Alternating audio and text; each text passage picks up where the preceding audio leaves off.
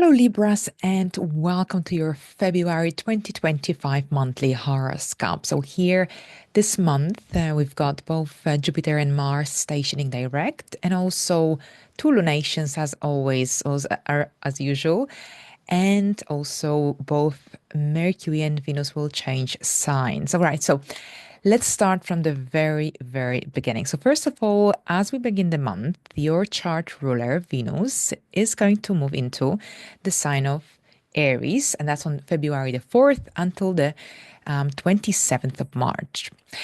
This is a pretty long transit because here Venus will return into Aries again on April the 30th until the 6th of June. So here throughout the month of March, Venus will be retrograde. So this is a big deal, of course, because this is your chart ruler. And here you will be reviewing, reassessing certain aspects of your own life, your goals, physical appearance, your style. And here, Venus retrograde happens every 2 years, and this is happening this year in March. So here, generally, the area of Aries is very prominent in the first 2 quarters of the year because we've got also Saturn and Neptune moving to Aries, giving you a little flavor of what you can possibly expect to see happen in the upcoming future, starting from next year more permanently.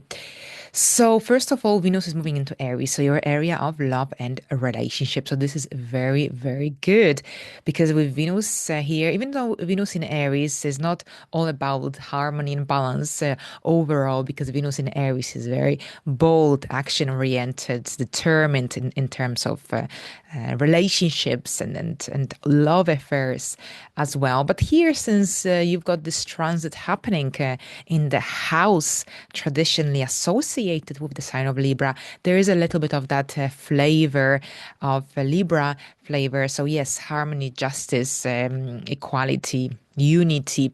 So, here overall, February is likely to be a pretty romantic time for you.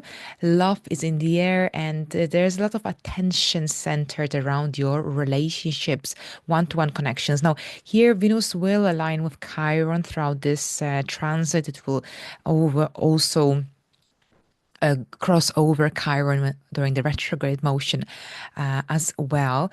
So what this means is that Venus generally will offer opportunities for you to heal anything connected to past wounds, past experiences, some wounding experiences connected to love relationships. So, an amazing opportunity here for moving away from any old memories, old wounds, but also any misconceptions you may have about yourself, about your generally your place within relationships, your ability to connect with others, to create harmonious and loving relationships. So here, an amazing opportunity for either taking your existing relationship to the next stage level, but at the same time for also for putting some of the negative and energies, emotions connected to love, your ability to love and accept love, to rest. Now, at the same time, March will be a bit tricky for relationships overall because there could be anything coming back from the past, especially things that were not completed, brushed under the carpet. They could resurface in the month of March. But here, while we've got February, in February, Venus will bring a lot of positive vibes, energies for you, and a great time for connecting, for dating as well. And we've got this happening also during Valentine's. So that's really interesting as well. All right, so that's the Venus here, and Jupiter is also going to station direct on in Gemini on February the 4th at 11 degrees. So this is also great news because when Jupiter was retrograde, we couldn't really take the benefit of its abundant and lucky energy. And here with Jupiter retrograde, we were working with what we have established in the past. There could have been generally energies, people, situations that could have emerged, giving you another chance to take to look at them from a different light perspective. So basically, for you, this is your area of your life direction, your life purpose, anything to do with personal growth, personal development. So here you've got a forward momentum as of the 4th.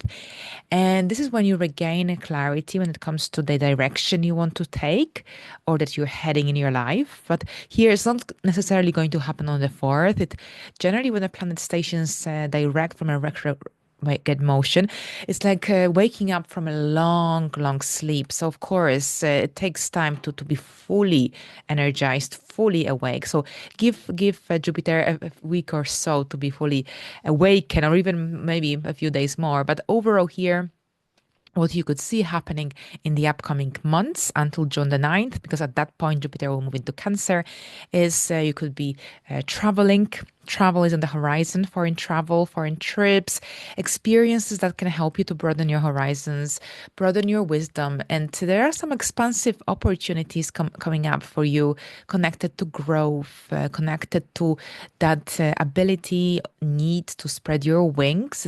There's a lot of abundant energy here. Great time for generally doing anything that's connected to international affairs, anything connected to traveling, connecting with people from different cultures, nations to yours, learning languages, dealing with any passport, visa applications. This is a great time for doing so as of the 4th until June the 9th. Also, higher learning, education. So, any experiences, opportunities for you to move forward, to broaden your horizons, to broaden your wisdom, knowledge. Take advantage of these opportunities, engage in activities of this kind as well, because they can be really beneficial once Jupiter moves into Cancer, into your area of career, life direction, professional growth. Here, whatever that you learned during Jupiter's transit in Gemini will benefit you between June 2026 and June 2027. All right. Actually, no, June 2025 and June 2026. All right. So here, that's Jupiter. Now, here we've got Jupiter. So there's a full moon in Leo as well on the 14th, 2025. So here, Valentine's. Not that I'm so much into Valentine's, but I know that a lot of people are. So I'm just kind of letting you know it is happening on Valentine's. So the emotions will be heightened, and so will be the feelings as well. And here, the full moon in Leo, playful, theatrical, and creative, bold energy of this fixed sign. Fixed donations produce long-lasting outcomes and results.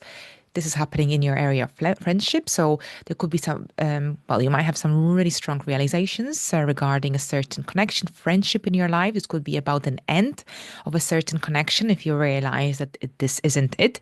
This connection doesn't benefit you, and it just lowers your self-esteem and holds you back. This could be the end of it. This is also when you might generally uncover some secrets, things that were hidden very often are revealed during the full moon, slight energy illumination. But at the same time, this could also see you, some of your goals, some of your dreams coming to fruition.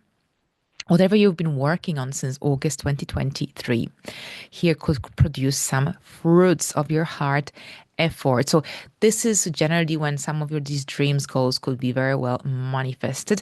Some new connections could also come into your life with the full moon. When we release something that doesn't fulfill our purpose, we open ourselves up to new energies, new experiences. Good time for networking as well, for socializing, because this could also mean that new opportunities may come through connections with others, through networking, through exchanging ideas with others as well. Here, we've got Mercury moving into Pisces on February the 14th until March the 3rd. And then again, Mercury will return into Pisces on March 29th until April the 16th. So just to remind you, in March, we've got both Venus and Mercury retrograde.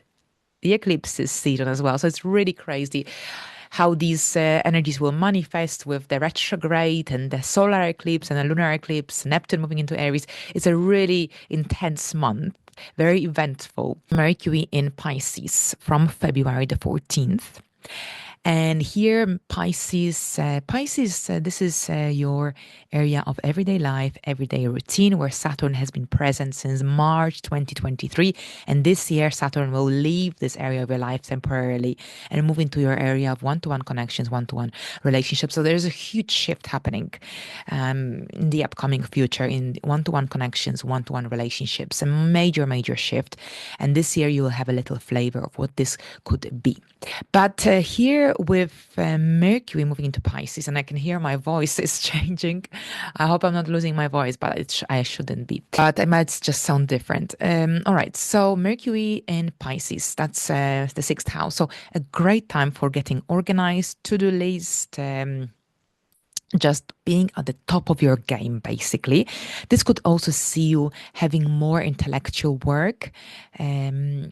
Anything to do with some deadlines, communication, meetings. It's a great transit for organizing yourself in your everyday life, in your everyday routine. This is an amazing time for also looking at your diet, what's working, what isn't. Are you drinking enough water? Or perhaps do you need a reminder? So it's all about these reminders and to-do lists and staying organized. And so there's a lot of practical energy here when Mercury comes into this area of your life. You might also have a need to research more about nutrition, healthy nutrition, about healthy diet, or perhaps you might be having conversations about health, well-being as well. So that's Mercury in your sixth house. Now, as we move forward, Mars was finally station direct in Cancer at 17 degrees on the 24th.